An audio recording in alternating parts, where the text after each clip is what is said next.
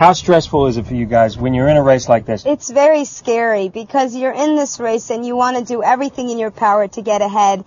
And sometimes you don't know where the other teams are.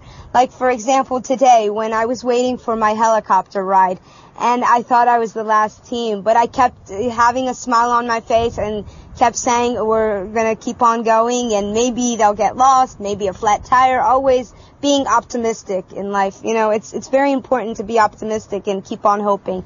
So when I saw Oswald walk up that path to the helicopter, my joy, my spirits just went like sky high.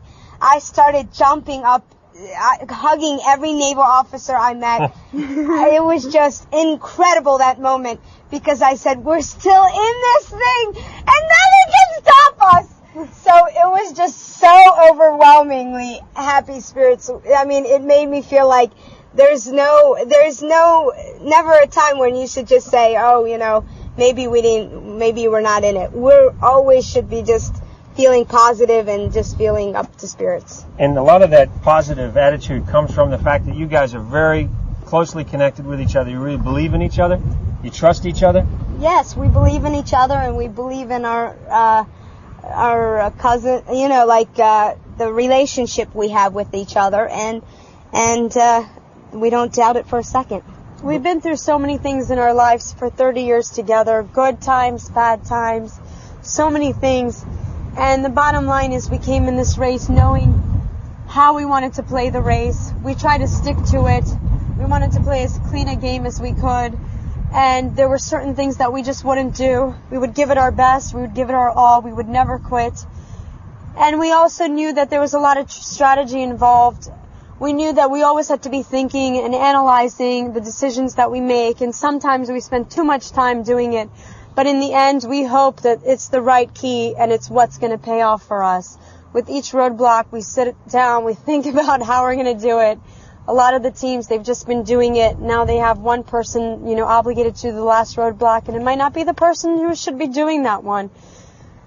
So we hope that our brain power, our hearts, our determination, everything else we have is enough to make us become the new winners of the Amazing Race All-Stars. Obviously, two other teams are going to be starting ahead of you. What have you learned from this race that you are going to apply in this final leg to ensure that you are the first team running up on that mat with everybody cheering for you guys?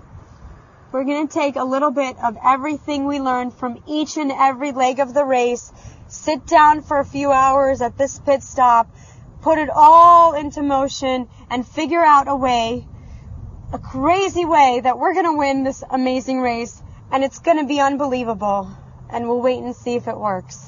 If ever you want it to be good in the airports, it's on the final leg of the Amazing Race. According to the other teams, you guys are the best through the airports.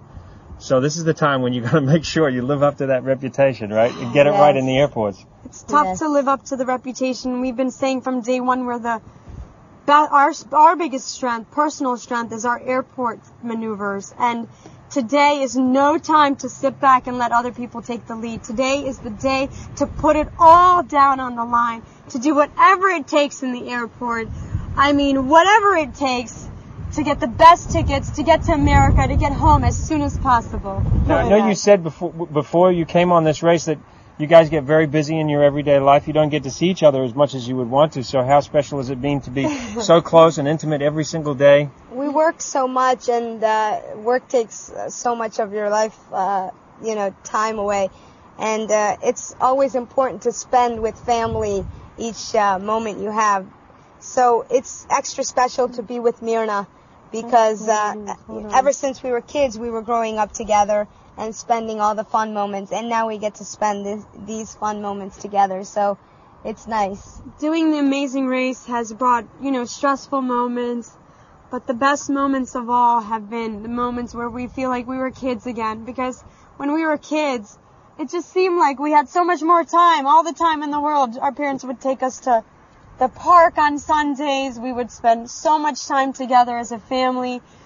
And when life gets so crazy, you lose that. And being on the race has been the spontaneous experience to be a kid all over again with your best friend from when you were a kid. And I hope that we can just find time in our real lives to continue to cherish that and continue to have that spirit with us when we get back home. Is there anyone in particular that you are thinking of now as you go forward that you're going to get strength from? Actually, I think I'm really going to get strength from my sister.